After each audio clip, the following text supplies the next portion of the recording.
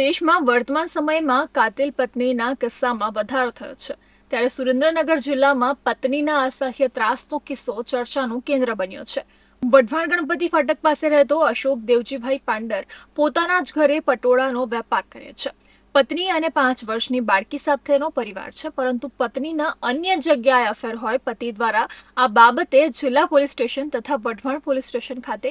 જાણવા જોગ અરજી આપી હતી, પરંતુ કોઈ નિરાકરણ આવ્યું ન હોવાનું તેઓ જણાવી રહ્યા છે। અશોક પાંડરે આક્ષેપ કર્યો છે કે તેની પત્નીના અન્ય પુરુષ સાથે લગ્નેતર સંબંધ છે, જેને કારણે તે અસહ્ય ત્રાસ સહન કરી રહ્યો છે અને અશોક યોગ્ય ન્યાયની માંગ સાથે અમદાવાદ ખાતે રહેતા ભાઈના ઘરેથી હાથમાં બેનર સાથે ન્યાયની માંગ કરવા પગપાળા દિલ્હી જવા રવાના થયો છે। દિલ્હીમાં સુપ્રીમ કોર્ટના દ્વાર ખટખટાવીને તે ન્યાયની માંગણી કરીને દુઃખી પતિઓ માટે ન્યાયાલય અને સરકાર પાસે ન્યાયની માંગણી કરશે। અશોકે હાથમાં પત્ની અફેર કરે તો પણ સજા પતિને કેમ મળે તેવા સ્લોગન સાથે પગપાળા દિલ્હી સુપ્રીમ કોર્ટ સુધીની કૂચની શરૂઆત કરી છે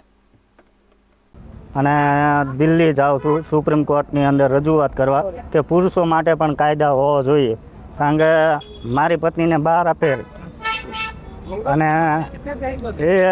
પાછી સબૂત વગર કોઈ વાતે માનતી નથી, તો મારે કામ ધંધા માટે બહાર જવું કે ન જવું, એટલે અને તો એના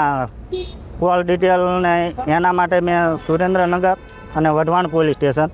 બંને જગ્યાએ આ પહેલાં અરજી કરેલી છે અને હાલ પછી હું ઘરમાં પતે તો સારું એમ ઘણું મેં ટ્રાય કરી પણ એ માનતી નથી, તો હવે હું દિલ્હી જાઉં છું। રવિવારે નીકળ્યો છું।